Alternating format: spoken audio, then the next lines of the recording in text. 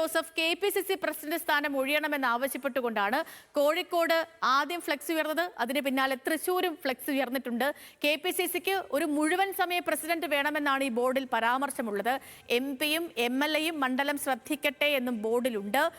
കോൺഗ്രസ് പ്രവർത്തകരുടെ പേരിലാണ് ഫ്ലെക്സ് സ്ഥാപിച്ചിരിക്കുന്നത്. Levin K. വിജയൻ വിവരങ്ങളുമായി ചേർന്നു. ലെവിൻ, കോഴിക്കോട് ഒരു ഫ്ലെക്സ് ഉയർന്നിരുന്നു സമാന ആവശ്യവുമായി ബന്ധപ്പെട്ട്. തൃശ്ശൂരിലും അതേ വാക്യങ്ങളോടുകൂടി ഒരു ഫ്ലെക്സ് ഉയർന്നിരിക്കുന്നു.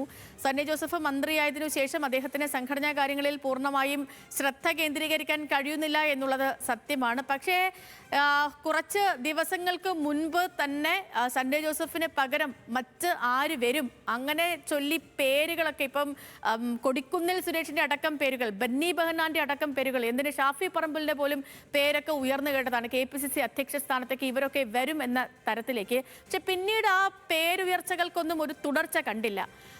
പാർട്ടിയിൽ അതൃപ്തി ഉണ്ട് ഈ വിഷയത്തിലെന്ന് മനസ്സിലാക്കാൻ കഴിയുന്നു. നിലവിലെ സാഹചര്യം എന്താണ് ലെവിൻ?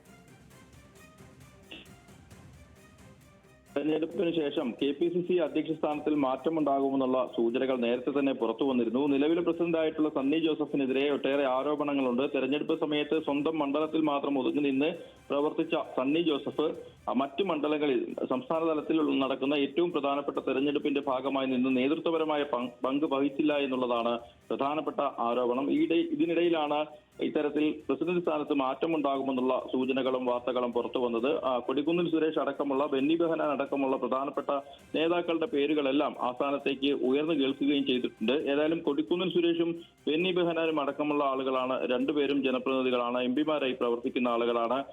മറ്റൊരു പേര് കേൾക്കുന്നത് ജോസഫ് വാഴക്കൻ അടക്കമുള്ള ആളുകളുടേതാണ്. അങ്ങനെ അത്തരത്തിൽ വിവിധ സ്ഥാനങ്ങളിൽ ഇരിക്കുന്ന ആളുകളുടെ പേരുകൾ ഉയർന്നു കേൾക്കുന്ന പശ്ചാത്തലത്തിലാണ് തൃശൂർ നഗരത്തിലും പരിസര പ്രദേശങ്ങളിലുമായി വിവിധ സ്ഥലങ്ങളിൽ ഇത്തരത്തിലൊരു ഫ്ലക്സ് ബോർഡ് ഉയർന്നിരിക്കുന്നത്. KPCC പ്രസിഡന്റ് സ്ഥാനത്തെ ചൊല്ലി തൃശൂരിൽ ഉയർന്നിരിക്കുന്ന ഫ്ലക്സ് ബോർഡിൽ പ്രധാനമായും പറയുന്നത് പ്രസിഡന്റ് മുഴുവൻ സമയ പ്രസിഡന്റ് വേണമെന്നുള്ളതാണ്. MP-യും MLA-യും മണ്ഡലം ശ്രദ്ധിക്കട്ടെ. കോൺഗ്രസിൽ ഒരാൾക്ക് ഒരു പദവി എന്നും ബോർഡിൽ പറയുന്നുണ്ട്. കോൺഗ്രസ് പ്രവർത്തകരുടെ പേരിലാണ് ഈ ഫ്ലെക്സ് സ്ഥാപിച്ചിരിക്കുന്നത്. തൃശ്ശൂരിൽ ഫ്ലെക്സുകൾ ഉയരുന്നതോ പോസ്റ്ററുകൾ പ്രത്യക്ഷപ്പെടുന്നതോ പുതുമയുള്ള സംഭവമല്ല. എങ്കിൽ പോലും ഇത്തവണത്തെ വിഷയം KPCC പ്രസിഡന്റ് ആണ് എന്നുള്ളതാണ് പ്രത്യേകമായി സൂചിപ്പിക്കാനുള്ളത്.